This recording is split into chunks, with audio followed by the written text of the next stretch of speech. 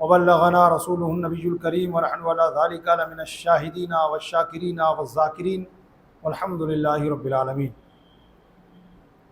قرآن پاک کی بہت مشہور آیت کریمہ جو 25ویں پارے کی سورہ شورا کی آیت نمبر 23 کا حصہ ہے، ابھی خطبہ مسنونہ کے بعد آپ حضرات کے سامنے میں نے پڑھنے کا شرف حاصل کیا ہے۔ انشاءاللہ تبارک و تعالی اسی کے حوالے سے آج ہم گفتگو کریں گے۔ رب قدیر جل جلالہ مجھے حق کہنے، آپ سب کو حق سننے اور کہنے سننے سے زیادہ اللہ الرحمن ہم سب کو حق پر عمل کرنے کی سعادت نصیب فرمائے۔ آئیے معمول کے مطابق سب سے پہلے گنبد خضرا میں آرام فرمانے والے آقا، دونوں عالم کے داتا حضور احمد مجتبیٰ حضرت محمد مصطفیٰ صلی اللہ تعالی علیہ وسلم کی بارگاہ بے کس پناہ میں جھوم جھوم کر اپنی غلامی کا ثبوت پیش کر لیں۔ الصلاۃ والسلام علیک یا رسول اللہ وعلی آلک واصحابک یا حبیب اللہ،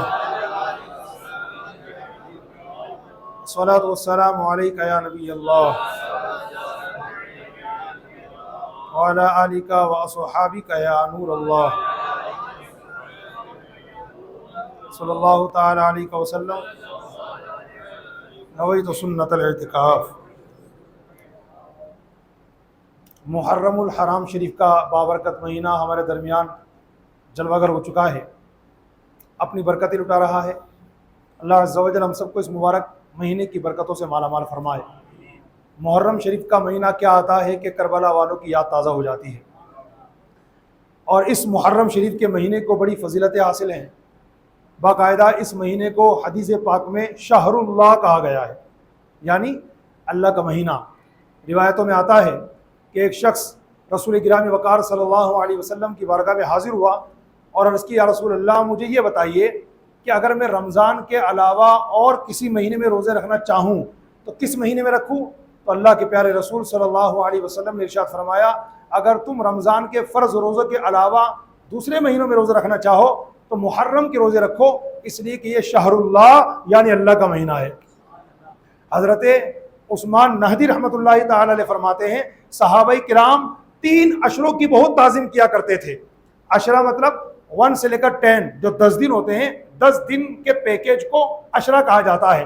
تو صحابہ کرام علیہم رضوان 3 عشروں کی بہت تعظیم کیا کرتے تھے۔ نمبر 1 ماہ رمضان کا آخری عشرہ، نمبر 2 ماہ ذوالحج کا پہلا عشرہ، اور نمبر 3 ماہ محرم کا پہلا عشرہ۔ تو الحمدللہ یہ 1 محرم سے لے کر کے 10ویں تاریخ تک کے جو دن ہیں یہ بڑی فضیلتوں والے ہیں، اور محرم کے ہر دن کا روزہ اللہ کے نزدیک 1 مہینے کے روزوں کے برابر ہے۔ عاشورہ کے روزوں کی الگ فضیلت ہے، 1 سال کے برابر بھی کہا گیا، اور ایک حدیث پاک میں نبی پاک علیہ السلام ارشاد فرماتے ہیں جس کا خلاصہ یہ ہے کہ مجھے اللہ عز و جل سے گمان ہے کہ عاشورہ کا روزہ 1 سال پہلے کے گناہوں کو مٹا دیتا ہے۔ وہ دن بھی انشاءاللہ آنے والا ہے، بلکہ اس مرتبہ تو عاشورہ کا جو دن آنے والا ہے وہ آنے والے جمعے کو ہی آنے والا ہے۔ لیکن یاد رہے اس میں کوئی گھبرانے والی بات نہیں ہے۔ کچھ لوگ لا علمی کی بنیاد پر بڑے گھبرا جاتے ہیں کہ یار جمعہ کا دن بھی اور پھر عاشورہ کا دن بھی، یہ تو بڑا بھاری پڑے گا۔ کچھ بھاری نہیں پڑے گا، نو ٹینشن رہیے۔ یہ الگ بات ہے کہ جو قیامت کا جو دن آئے گا نا وہ عاشورہ کا دن رہے گا اور جمعے کا دن رہے گا، لیکن اس آنے والے جمعہ کو قیامت نہیں ہے، کیونکہ قیامت آنے کی بہت ساری جو بڑی بڑی نشانیاں وہ باقی ہیں۔ حضرت عیسیٰ علیہ السلام تشریف لائیں گے، ان کا آنا باقی ہے۔ دابۃ الارض نکلے گا، اس کا آنا باقی ہے۔ دجال کا خروج ہوگا، اس کا آنا باقی ہے۔ اسی طریقے سے یہ جو سورج آج مشرق سے نکل رہا ہے مغرب سے نکلے گا، اس کا نکلنا باقی ہے۔ اسی طریقے سے جو مسلمان ہوں گے قرب قیامت میں، ان کے بغلوں کے نیچے سے ٹھنڈی ہوا چلے گی خوشبودار، جس کے نکلتے ہی مسلمان انتقال کر جائیں گے، اور زمین پر صرف اور صرف غیر ایمان والے رہ جائیں گے، اور انہی پر قیامت قائم ہوگی۔ یہ ساری تفصیلات حدیث پاک کی کتابوں کے اندر موجود ہے۔ عرض کرنے کا مطلب یہ ہے کہ آنے والے جمعہ کو عاشورہ کا دن بھی ہے، مگر آپ اس کو بھاری نہ سمجھیں، کوئی ٹینشن اور ڈپریشن کا شکار نہ ہو۔ اللہ عز و جل کی بارگاہ میں توبہ استغفار جاری رکھیں، درود پاک کی کثرت کریں، اہل بیت اور صحابہ کرام کی مجالس سے ذکر کی محفلوں میں شرکت کیا کریں۔ اللہ تبارک و تعالی ہم سب کو صحابہ و اہل بیت رضی اللہ تعالی عنہم اجمعین کی برکتوں سے مالا مال فرمائے۔ ایک صحابی ہیں حضرت اسامہ بن زید رضی اللہ تعالیٰ عنہ، شاید آپ نے نام سنا ہوگا ان کا، بڑے پیارے صحابی ہیں۔ ان کا اسٹیٹس کیا ہے، ان کا مرتبہ کیا ہے، میں زیادہ گہرائی میں نہ جاتے ہوئے صرف ایک جھلک آپ کو دکھاتا ہوں۔ حضرت اسامہ بن زید رضی اللہ تعالیٰ عنہ کے مرتبے کی حدیث پاک میں ارشاد ہوا من کان یحب اللہ ورسولہ فلیحب اسامہ، کہ جو اللہ اور رسول سے محبت کرتا ہے اس پر لازم ہے کہ اسامہ بن زید سے محبت کرے. بس اس سے آپ سمجھ گئے ہوں گے کہ نبی پاک صلی اللہ علیہ وسلم نے ہر ایمان کا دعویٰ کرنے والے، ہر اللہ اور رسول سے محبت کرنے کا دعویٰ کرنے والے کو لازم کر دیا کہ وہ اسامہ بن زید سے محبت کرے. یہ اسٹیٹس ہے حضرت اسامہ بن زید رضی اللہ تعالیٰ عنہ کا. اب انہوں نے ایک واقعہ بیان کیا اور وہ واقعہ ترمذی شریف کے اندر موجود ہے. میں آپ کو بتاتا ہوں، اب توجہ سے سماعت فرمائیں. حضرت اسامہ بن زید رضی اللہ تعالیٰ عنہ فرماتے ہیں ایک مرتبہ کی بات ہے، رات کا وقت تھا، مجھے کچھ حاجت پیش آئی تو میں اللہ کے پیارے رسول مقبول گلشن آمینہ کے مہکتے پھول صلی اللہ علیہ وسلم کی خدمت بابرکت میں یعنی حضور کے گھر پر حاضر ہوا. میں نے باہر سے سلام عرض کیا. اللہ کے پیارے نبی رسول ہاشمی صلی اللہ علیہ وآلہ وسلم اس طرح گھر سے باہر تشریف لائے مجھے شرف ملاقات بخشنے کے لیے کہ حضور چادر اوڑے ہوئے تھے، اور جب میں نے حضور کو دیکھا تو مجھے ایسا لگا وہوا مشتمل علی شیء لا ادری ما ہوا، کہ حضور صلی اللہ علیہ وسلم نے جو چادر مبارک اوڑھ رکھی تھی چادر کے اندر کوئی چیز تھی، مگر کیا تھی میں جان نہیں پا رہا تھا. خیر میں نے اپنی حاجت حضور کی بارگاہ میں پیش کی. آقا علیہ السلام نے میری حاجت کو پورا فرمایا. جب میری حاجت پوری ہو گئی تو جاتے جاتے میں نے حضور سے سوال کر لیا کہ یا رسول اللہ، یا آپ چادر میں کیا اٹھائے ہوئے ہیں؟ ایسا لگتا ہے جیسے چادر میں کچھ ہے. اتنا سننا تھا کہ اللہ کے پیارے حبیب صلی اللہ علیہ وسلم نے اپنی چادر مبارکہ اتار دی تو میں نے دیکھا ایک طرف امام حسن ہے، ایک طرف امام حسین ہے، ایک طرف امام حسن ہے اور ایک طرف امام حسین ہے. جب میں نے دیکھا تو میرا دل باغ باغ ہو گیا اور پیارے آقا صلی اللہ علیہ وسلم اس طرح فرمانے لگے اللہم انی احبہما فاحبہما واحبب من یحبہما، اے اللہ میں ان دونوں سے محبت کرتا ہوں تو بھی ان سے محبت فرما، اور اے اللہ جو ان دونوں سے محبت کرے تو اسے بھی محبوب بنا لے. یہ ایک بڑی پیاری روایت تھی جو میں نے آپ کو سنائی. کس کتاب سے؟ ترمذی شریف، جو کہ صحاح ستہ یعنی وہ حدیث کی ٹاپ کلاس کی 6 کتابیں، ان میں تیسرے نمبر پر نام آتا ہے ترمذی شریف کا. اسی حدیث سے پاک کی عظیم کتاب سے میں نے آپ کو روایت سنائی، اور روایت کرنے والے کوئی چھوٹے موٹے شخص نہیں ہیں بلکہ عظیم صحابی رسول حضرت اسامہ بن زید رضی اللہ تعالیٰ عنہ ہیں. اب اس حدیث پاک کو پڑھنے کے بعد میں آگے بڑھوں گا دوسری روایتیں بیان کرنے کے لیے، مگر رک جائیے، یہاں رک کر کے ہم ذرا سا غور کرتے ہیں.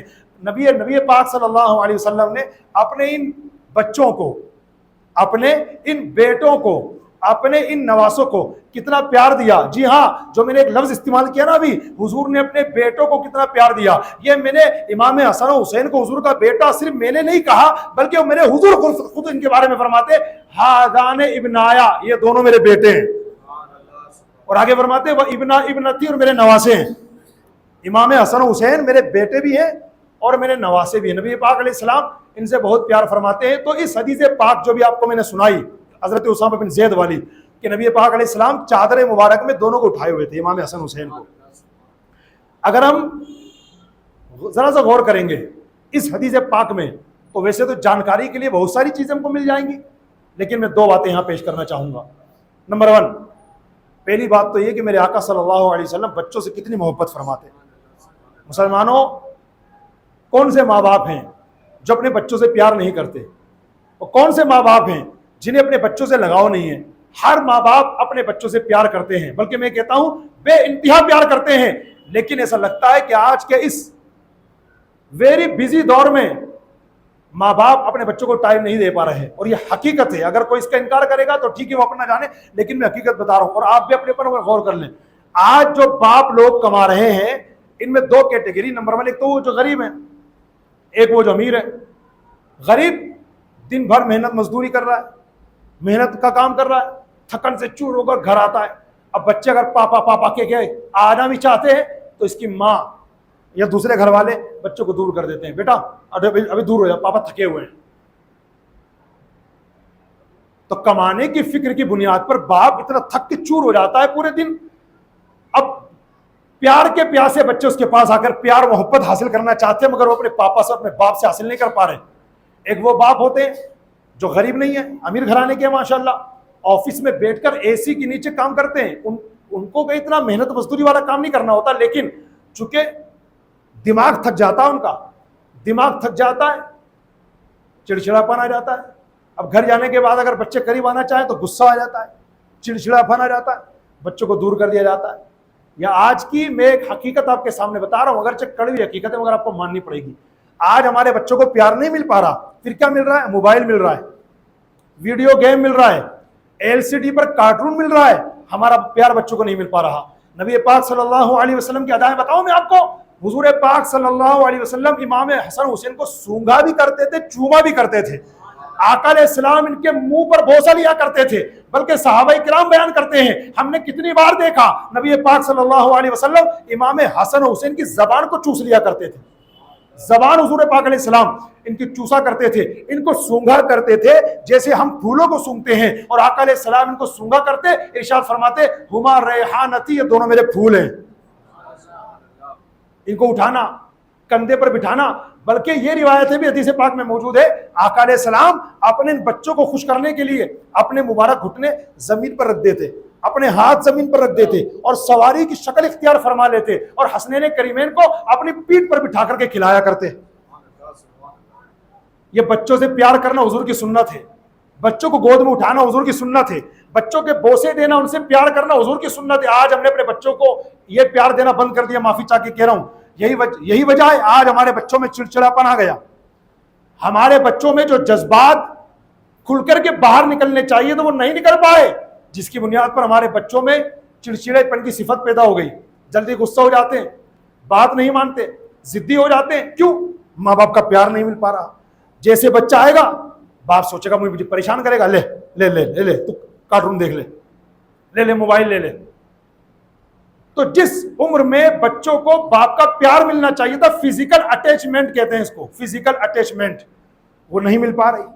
مل رہی ہے تو کم مل رہی ہے. مہینے میں ایک آدھ بار کبھی گھمانے چلے گا فیملی کو تو ہم نے سوچا حق ادا کر دیا. آپ کو میں بہت گہری بات بتاؤں، امام اہل سنت سیدی مرشدی اعلیٰ حضرت رحمت اللہ تعالی علیہ نے فتاوی رضویہ کی 24ویں جلد میں اس بات کو نقل کیا ہے. ہو سکتا ہے آپ پہلی بار مسئلہ سنیں گے، دھیان سے سنیے گا. آپ فرماتے ہیں بچوں کے حقوق کا خیال کرنا نماز کے دوران بھی ضروری ہے. ہم نماز پڑھ رہے ہیں، اس وقت بھی بچوں کے حقوق کا خیال رکھنے کی ذمہ داری ہماری ہے. آپ کہیں گے اس کو ادہرن سے ہی سمجھایا جائے تو میں سمجھاتا ہوں. کئی مرتبہ کیا ہوتا ہے، آپ بھی اس بات کے گواہ ہوں گے، جب ہم گھر میں نماز پڑھتے ہیں نا تو گھر میں کئی مرتبہ ہمارے چھوٹے چھوٹے بچے ہمارے نماز کے عالم میں ہمارے پاس آ جاتے ہیں. کوئی ٹانگ سے چپٹ گیا، ہم بیٹھے تو گود میں آ کے بیٹھ گیا ہے نا، کبھی یہاں پر بوسہ لینے لگ گیا، کبھی گلے لگ گیا. اس وقت ہمارا امتحان ہوتا ہے. ہم سجدے میں جانا، بچہ سجدے کی جگہ پر بیٹھا ہوا ہے. اب کیا کریں گے؟ دھکا دیں گے؟ کیا کریں گے؟ امام اہل سنت اعلیٰ حضرت فرماتے ہیں نماز کے دوران بھی بچوں کے حقوق کا خیال رکھنا ماں باپ کی ذمہ داری ہے. مطلب کہاں کھڑے ہم؟ اللہ کی بارگاہ میں، اور اس وقت بچہ ہمیں پریشان کرنے آ گیا. ہم اپنی زبان میں کہیں گے پریشان کرنے آ گیا، حالانکہ بچہ تو اپنی محبت کرنے آیا، پیار کرنے آیا اپنے باپ سے. وہ آ کے گلے لگ گیا، گود میں آ کے بیٹھ گیا، پاؤں سے چپٹ گیا، سجدے کی جگہ پر آ کے بیٹھ گیا. اس وقت غصہ مت کیجیے، بچوں کو پیار دیجیے.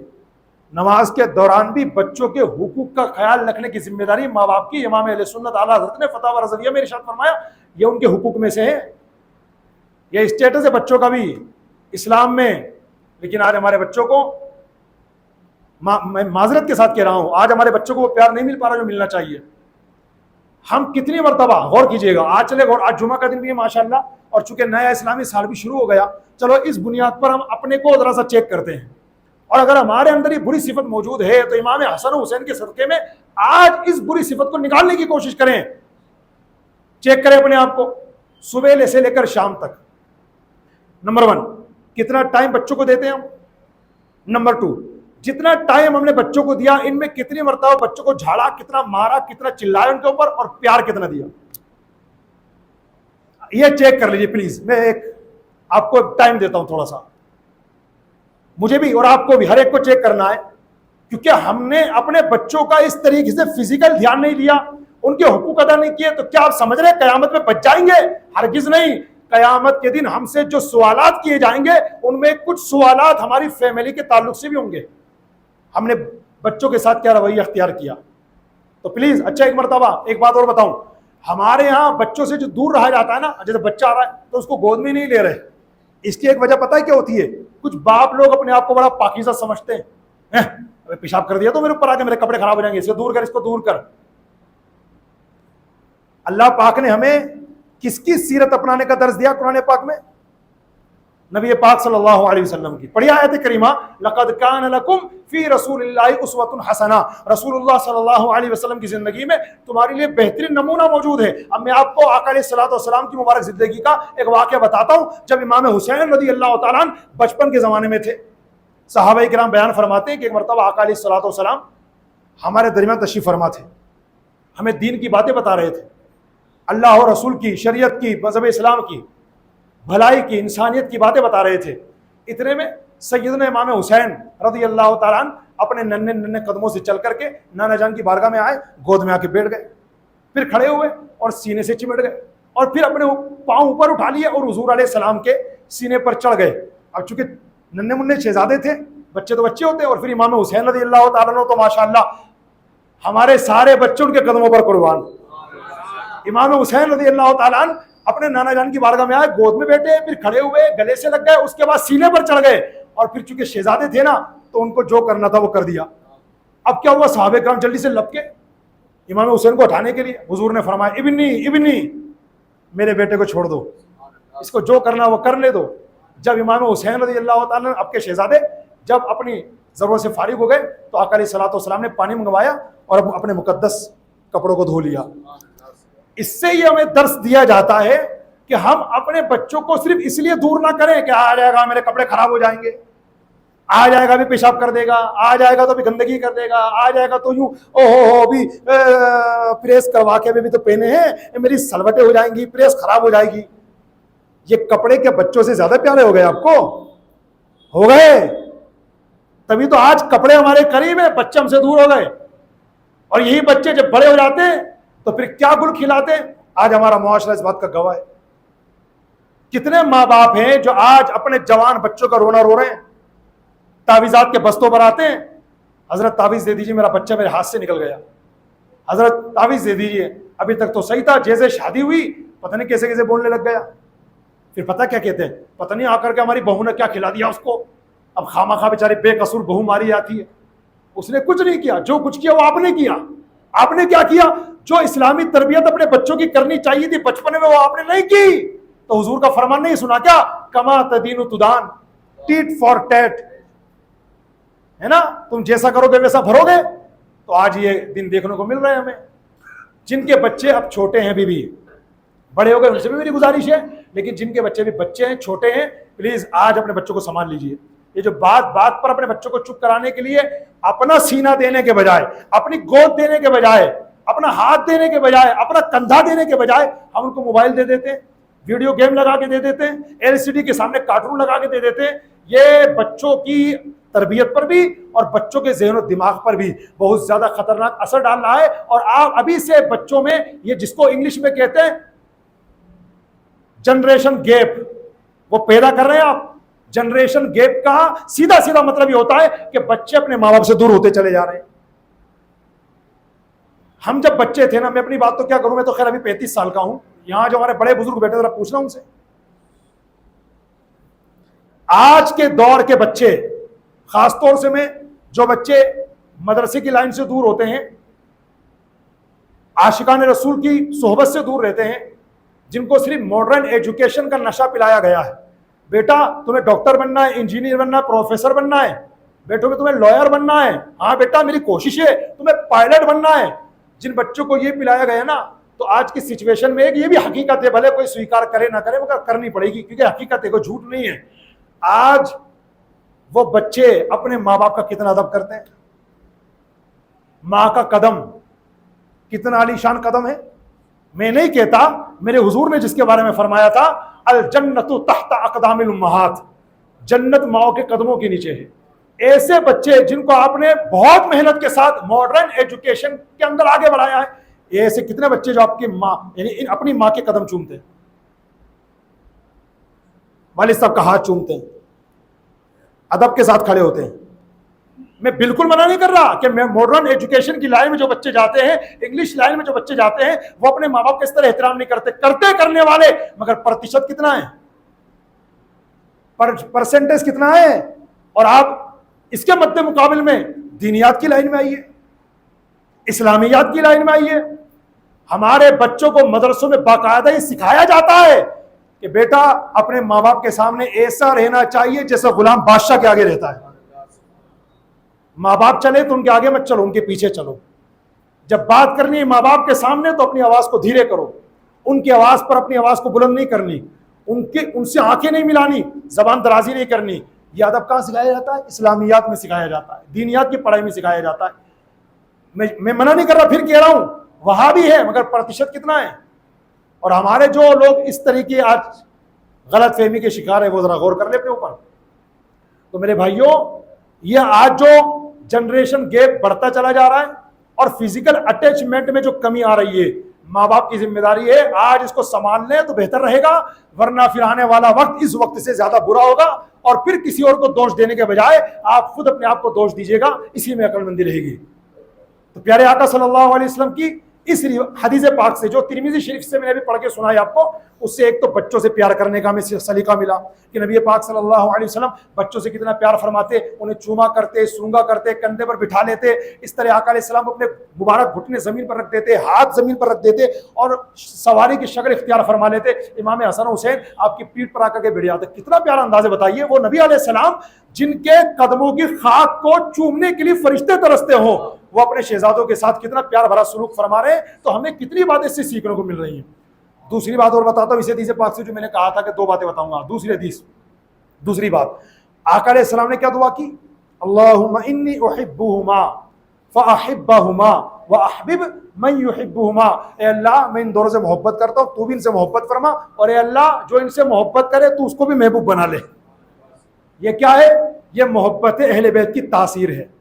جیسے ہر چیز کی تاثیر ہوتی ہے نا، پانی کی تاثیر ٹھنڈی ہوتی ہے، روٹی کی تاثیر گرم ہوتی ہے، بادام کی تاثیر گرم ہوتی ہے، آگ کا کام جلانا ہے، پانی کا کام آگ کو بجھا دینا ہے. تو اس طریقے سے ہر چیز کی جیسے الگ الگ تاثیر ہوتی ہے نا، اہل بیت کی محبت کی تاثیر یہ ہے کہ جو اس محبت میں رنگ جاتا ہے یہ محبت اسے اللہ کا محبوب بنا دیتی ہے.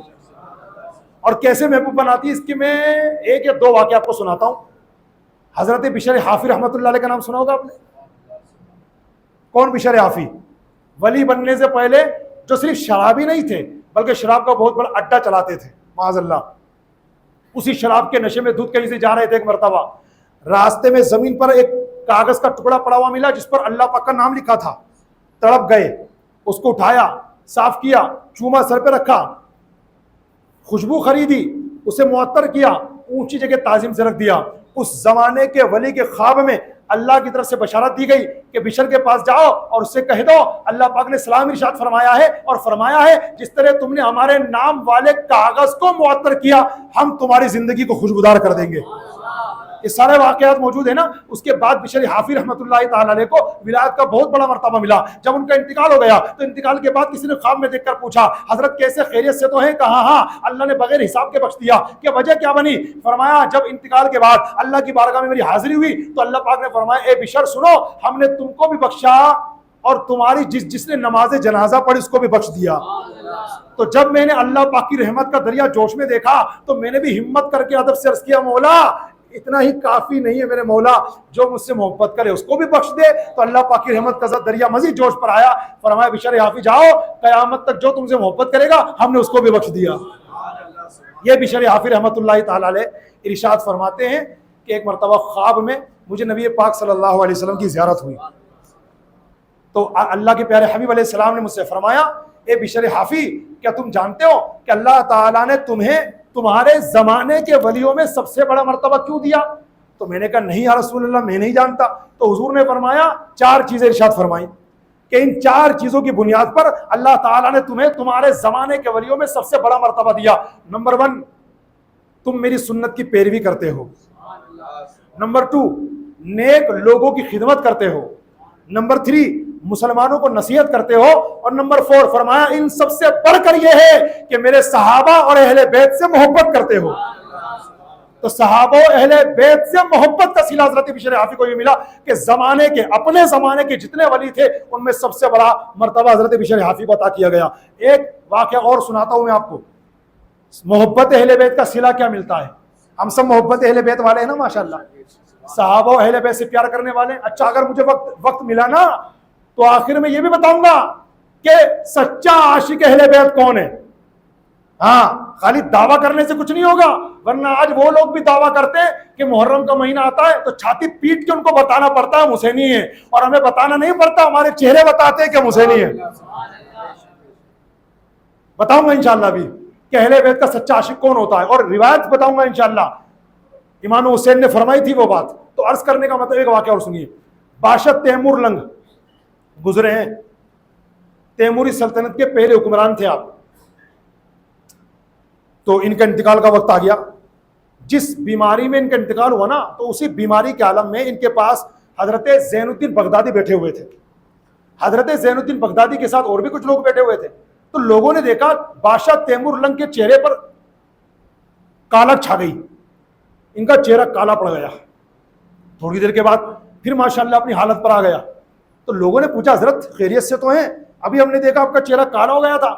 تو آپ نے فرمایا ہاں دراصل بات یہ ہے, ابھی میں نے دیکھا کہ میری طرف عذاب کے فرشتے بڑھ رہے ہیں, عذاب کے فرشتے میری طرف بڑھ رہے ہیں, ان کو دیکھ کر میرا چہرہ کالا ہو گیا. اتنا ہی تھا کہ اتنے میں اللہ کے پیارے رسول صلی اللہ علیہ وسلم تشریف لائے, اور عذاب کے فرشتوں سے فرمایا دور ہٹ جاؤ, یہ میرے اہل بیت سے پیار کرنے والا ہے. یہی حضرت بادشاہ تیمور لنگ ہیں. حضرت علامہ یوسف بن اسماعیل نبہانی رحمۃ اللہ تعالی علیہ, جو بہت بڑے عاشق رسول اور اپنے وقت کے مجدد گزرے ہیں, وہ اپنی کتاب میں لکھتے ہیں کہ حضرت بادشاہ تیمور لنگ کو انتقال کے بعد کسی نے خواب میں دیکھا. پتہ کس حالت میں دیکھا؟ کہ پیارے آقا صلی اللہ علیہ وسلم کے پاس بیٹھے ہوئے, اور حضور علیہ السلام نے مسکرا کے خواب دیکھنے والے سے فرمایا, خواب دیکھنے والے کا نام تھا محمد بن حسن, ان سے فرمایا اے محمد بن حسن, تیمور میری اولاد سے محبت کرتا ہے. یہ اہل بیت پاک کی محبت کا صلہ ہے جناب والا. اور جو لوگ اہل بیت سے محبت نہیں کرتے, میں زیادہ کچھ اس میں حدیثیں یہاں کوٹ نہ کرنے کے بجائے اپنا ٹائم دیکھتے ہوئے صرف ایک حدیث کوٹ کر دیتا ہوں. میرے حضور نے فرمایا جو حرم کعبہ میں چلا جائے, دھیان سے سننا, حدیث کے ایک ایک لفظ کو نوٹ ڈاؤن کر لینا آپ. میرے حضور نے فرمایا جو حرم کعبہ میں چلا جائے, خانہ کعبہ اور مقام ابراہیم کے پاس چلا جائے, ان کے درمیان چلا جائے, روزے کی حالت میں ہو, وہاں نماز پڑھتا رہے اور اسی حالت میں مر جائے. پہلے تو بتائیے کیا خیال ہے آپ کا؟ مرتے جنت مل جائے گی انشاءاللہ؟ ارے ایسی موت کی کون تمنا نہیں کرے گا؟ روزے کی حالت, مقام ابراہیم خانہ کعبہ کے درمیان بندہ رہے, حرم کی زمین بالکل خانہ کعبہ کے پاس, اور نماز پڑھتے پڑھتے انتقال ہو جائے. کتنی بڑی سعادت کی بات ہے. مگر سنو, حضور نے فرمایا جو حرم کعبہ میں چلے جائے, مقام ابراہیم اور خانہ کعبہ کے درمیان چلے جائے, روزے کی حالت میں رہے اور نماز پڑھتا رہے, اسی عالم میں مر جائے, سچویشن یہ ہو کہ میرے اہل بیت سے بغض رکھتا تھا, جہنم میں داخل ہوگا. ایسی جگہ مرنے والا, اس شان سے مرنے والا بھی کہاں گیا؟ جہنم میں. ریزن کیا بنا؟ اہل بیت کی دشمنی. تو میرے بھائیوں, اس لیے اہل بیت سے, صحابہ کرام سے سچا پیار کریں. لو آخر میں بات بتا ہی دیتا ہوں میں, عاشق اہل بیت, سچا عاشق اہل بیت کون؟ ایک مرتبہ کی بات ہے, حضرت سیدنا امیر معاویہ رضی اللہ تعالیٰ عنہ منبر پر خطبہ دے رہے تھے. اسی دوران انہوں نے سیدنا امام حسین رضی اللہ تعالیٰ عنہ کو آتے ہوئے دیکھا. جیسے امام حسین آئے تو حضرت امیر معاویہ نے جلدی سے خطبہ مکمل کیا, نیچے تشریف لائے. اس کے بعد حضرت امام حسین منبر پر تشریف فرما ہوئے اور خطبہ دیا, اور اللہ پاک کی حمد و ثنا کے بعد ارشاد فرمایا کہ میں نے اپنے والد محترم حضرت مولا کائنات علی مرتضیٰ شیر خدا کرم اللہ تعالی وجہ الکریم سے سنا ہے کہ نبی پاک صلی اللہ علیہ وسلم نے ارشاد فرمایا ہے کہ قیامت کے دن کچھ لوگ آئیں گے, انہیں اس طرح کہہ کر کے ندا دی جائے گی, اے آل محمد کے گروہ, تم میں سے جو لا الہ الا اللہ کی گواہی دیتا ہے, اللہ پاک نے بخش دیا, جنت میں داخل ہو جاؤ. الفاظ پہ غور کیجئے گا. اے آل محمد کے گروہ, جو لا الہ الا اللہ کی گواہی دیتا ہے وہ جنت میں داخل ہو جائے. تو حضرت امیر معاویہ نے امام حسین سے عرض کی کہ حضرت یہ آل محمد کا گروہ کون ہے؟ تو سنیے, سچا عاشق اہل بیت کون, یہ آل محمد کا گروہ کون؟ امام حسین کہتے ہیں اے حضرت امیر معاویہ, آل محمد کا گروہ وہ ہے, سچا عاشق اہل بیت وہ ہے جو شیخین کریمین یعنی حضرت ابوبکر صدیق, فاروق اعظم, عثمان غنی اور میرے والد محترم حضرت مولا علی, اور اے امیر معاویہ آپ کو برا بھلا نہ کہتا ہو, صدیق اکبر کی تعریف کرتا ہو, فاروق اعظم کی تعریف کرتا ہو, عثمان ذو النورین کی تعریف کرتا ہو, علی مولا کی تعریف کرتا ہو, اور اے امیر معاویہ آپ کی بھی تعریف کرتا ہو. یعنی آپ پانچوں مقدس ہستیوں کی شان میں گستاخی نہ کرتا ہو بلکہ سب کا ادب کرتا ہو، تو اس اینگل سے کس نے امام حسین نے بتایا کہ سچا عاشق اہل بیت وہ ہے جو صحابہ کرام کی بھی عزت کرتا ہو، اہل بیت کی بھی عزت کرتا ہو۔ لہذا جو اہل بیت کی عزت کا کنارہ حاصل کر لے اور صحابہ کرام کی گستاخی کرے، صحابہ کرام کی تعریف کرے اور اہل بیت کی گستاخی کرے معاذ اللہ، تو ایسا شخص ناسبی ہو سکتا ہے، خارجی ہو سکتا ہے، رافضی ہو سکتا ہے، مگر سچا عاشق اہل بیت نہیں ہو سکتا۔ سچا عاشق اہل بیت وہی ہے جو صحابہ کرام بھی تعظیم کرنے والا ہو اور اہل بیت کی بھی تعظیم کرنے والا ہو۔ ماشاءاللہ بہت ساری باتیں آپ حضرات نے سنی۔ جو آیت کریمہ میں نے آپ کے سامنے پیش کی تھی اس کا ترجمہ سن لیں۔ قرآن پاک کا 25واں پارہ سورہ شورى کی آیت نمبر 23 کا حصہ ہے، قُلْ لَا أَسْأَلُكُمْ عَلَيْهِ أَجْرًا إِلَّا الْمَوَدَّةَ فِي الْقُرْبَى، محبوب تم فرما دو اے لوگو میں اس پر تم سے کوئی اجر، کوئی بدلہ طلب نہیں کرتا، بس نصیحت کرتا ہوں کہ میرے قرابت داروں سے محبت کرو۔ یعنی آقا علیہ السلام نے ارشاد فرمایا، اللہ نے حکم دیا محبوب یہ کہہ دو لوگوں سے، اور حضور نے کہہ دیا کیا کہ اے لوگو میں تمہیں دین سکھاتا ہوں، تمہیں دنیا و آخرت کی بھلائی میرے ذریعے سے ملتی ہے، میں اس پر تم سے کوئی اجر نہیں مانگتا، کوئی بدلہ طلب نہیں کرتا، بس ایک بات کی نصیحت کرتا ہوں کہ میرے اہل بیت سے محبت کرتے رہو۔ اس سے ہی پتہ چلا، مفسرین فرماتے ہیں اس سے ہی پتہ چلا حضور کی محبت اور حضور کے اہل بیت کی محبت دین کے فرائض سے ہے، اس لیے ہمیں اس پر عمل کرنا چاہیے اور صحابہ اہل بیت کی محبت میں کبھی بھی ہمیں کمپرومائز نہیں ہونا چاہیے۔ صحابہ کرام اور اہل بیت دونوں ہمارے سر کے تاج ہیں، ہم دونوں کی عزت کرتے ہیں، دونوں کا احترام کرتے ہیں، انشاءاللہ دونوں کے صدقے میں ہمیں جنت ملے گی۔ آنے والا جمعہ جو ہوگا انشاءاللہ وہ محرم کی 10 تاریخ عاشورہ کا ہوگا۔ عاشورہ کے دن کی فضیلتیں وغیرہ تو انشاءاللہ ہم آنے والے جمعوں کو بتائیں گے، لیکن یہاں آپ کو حضرات کو بتا رہے ہیں کہ پیارے آقا صلی اللہ علیہ وسلم نے اس امت کو عاشورہ کا روزہ رکھنے کی ترغیب ارشاد فرمائی ہے۔ عاشورہ کا روزہ اتنا کمال کا روزہ ہے، بعض روایتیں بتاتی ہیں کہ جب رمضان کے روزے فرض نہیں ہوئے تھے نا اللہ کی طرف سے، ان سے پہلے عاشورہ کا روزہ فرض تھا۔ جب رمضان کے روزے فرض کر دیے گئے تو عاشورہ کے روزے کی فرضیت اللہ کی طرف سے منسوخ کر دی گئی، تو جس سے ہو سکے وہ ضرور عاشورہ کا روزہ رکھے۔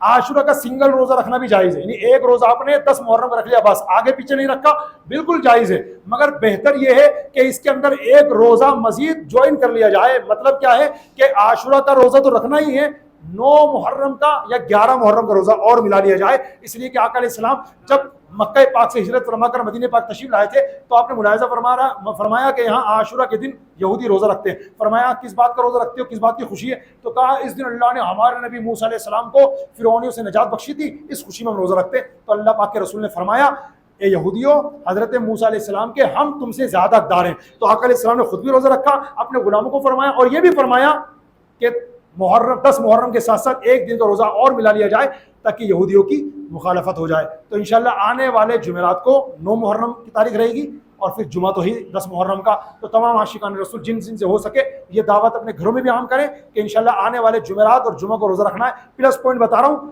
کہ پورے سال میں حدیث پاک کے مطابق پورے سال میں کبھی بھی آپ جمعہ کو روزہ رکھیں، اس کے اندر جمعرات کا ملا لیں یا سنیچر کا ملا لیں، تو ان دونوں روزوں کے رکھنے کی بنیاد پر اللہ پاک 10,000 سال کے روزوں کا ثواب عطا فرماتا ہے۔ 10,000 روزوں کا نہیں، 10,000 سال کے روزوں کا ثواب عطا فرماتا ہے۔ تو آنے والے جمعرات اور جمعہ ہمارے لیے ماشاءاللہ پلس پوائنٹ ہے کہ عاشورہ بھی رہے گا اور پلس جمعرات اور جمعہ بھی رہے گا۔ تو کوشش کیجیے انشاءاللہ آنے والے جمعرات اور جمعہ کو ہم روزہ رکھنے میں کامیاب ہو جائیں۔ جس کی کوئی مجبوری وہ الگ بات ہے، باقی جس کی مجبوری نہیں ہے پھر بھی روزہ نہیں رکھ رہا 1% گنہگار نہیں ہے، کیونکہ روزہ فرض نہیں ہے، لیکن کوئی رکھے گا تو وہ انشاءاللہ ثواب پائے گا۔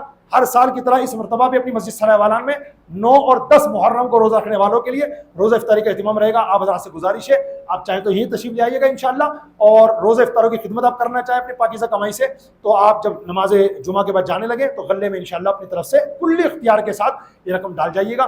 اللہ تبارک و تعالیٰ ہم سب کو کہنے سننے سے زیادہ عمل کی توفیق عطا فرمائے۔